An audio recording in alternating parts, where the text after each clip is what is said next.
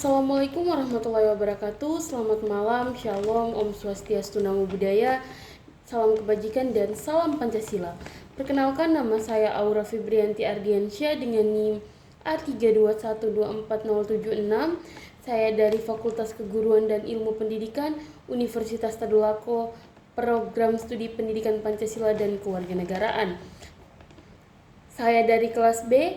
Baik, di video kali ini saya akan menjelaskan resume mata kuliah Studi Masyarakat Indonesia, di mana hari ini ada dua presentasi kelompok. Yang pertama adalah kelompok 3 dan kelompok 4, di mana kelompok 3 membahas tentang sistem ekonomi dan ketimpangan sosial, kemudian kelompok 4 membahas urbanisasi di Indonesia. Nah, baik, kita masuk pada bagian sistem ekonomi dan ketimpangan sosial, di mana kelompok 3 tadi membahas tentang sistem ekonomi adalah cara suatu negara mengatur kegiatan ekonomi seperti produksi, distribusi, dan konsumsi untuk memenuhi kebutuhan masyarakat. Nah, Indonesia sendiri itu menerapkan sistem ekonomi Pancasila, yaitu perpaduan antara mekanisme pasar dan campur tangan pemerintah dengan tujuan mencapai keadilan sosial.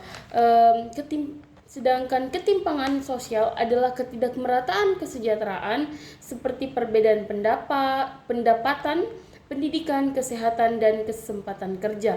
Nah, hal ini dijelaskan oleh berbagai teori seperti yang dipaparkan oleh teman-teman pemateri tadi, seperti teori Marx yaitu kelas sosial, dan Kunzenes yaitu ketimpangan bisa naik lalu turun.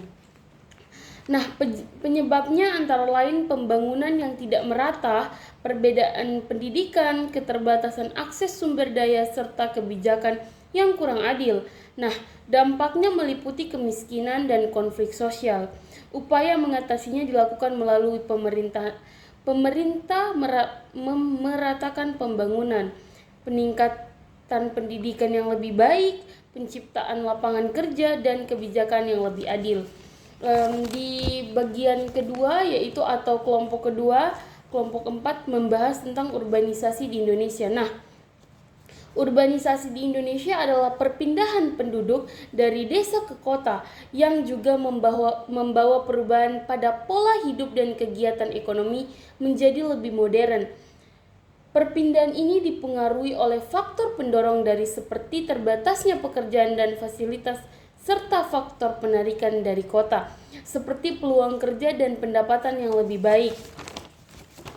Berikutnya yaitu urbanisasi memiliki dampak positif dan negatif, di mana dampak positifnya yaitu mendorong pertumbuhan ekonomi dan membuka lapangan kerja. Namun di sisi lain itu ada dampak negatifnya, di mana dampak negatifnya itu dapat menimbulkan kepadatan penduduk, pengangguran, kemiskinan, dan munculnya permukiman kumuh di daerah perkotaan. Nah, fenomena ini terlihat dari meningkatnya jumlah penduduk di kota-kota besar seperti yang saya katakan sebelumnya dan kawasan industri. Oleh karena itu perlu upaya pemerataan pembangunan dan peningkatan potensi desa agar urbanisasi dapat dikendalikan.